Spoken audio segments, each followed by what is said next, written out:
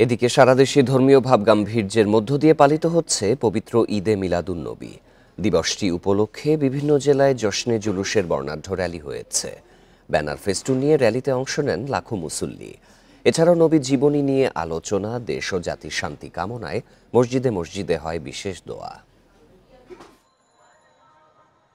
পবিত্র ঈদে মিলাদুন্নবী উপলক্ষে চট্টগ্রামের ১৬ শহরের আঞ্জুমানে রহমানিয়া আহমদিয়া সুন্নিয়া মাদ্রাসা মাঠ থেকে শোভাযাত্রা শুরু হয়।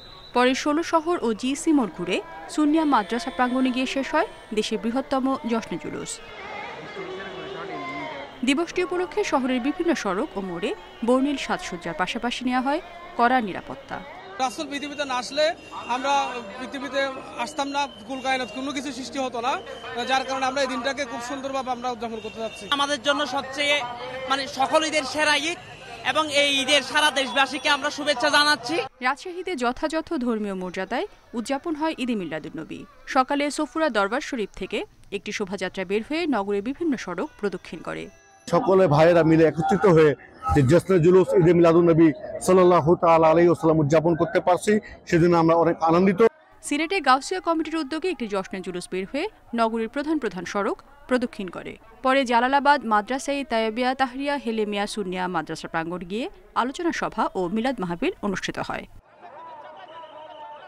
নারায়ণগঞ্জে বায়তুল ইজ্জত জামে মসজিদের সামনে থেকে জশ্নে জুলুসের শোভাযাত্রা বের হয়ে শহরের বিভিন্ন সড়ক ঘুরে একই স্থানে গিয়ে শেষ হয়। পরে নবীর জীবনী নিয়ে আলোচনা, দেশ ও জাতির শান্তি কামনায় দোয়া ও মোনাজাত অনুষ্ঠিত হয়।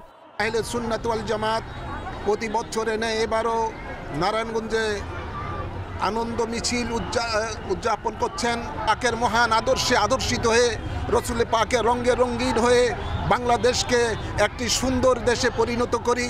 এছাড়াও নীলফামারী, নোয়াখালী, চাঁদপুর, নরসিংদী ও খাগড়াছড়িতে যথাযোগ্য ধর্মীয় মর্যাদায় উদযাপন হয় ঈদে মিলাদুন্নবী। রেশমি নন্দী, ইন্ডিপেন্ডেন্ট নিউজ।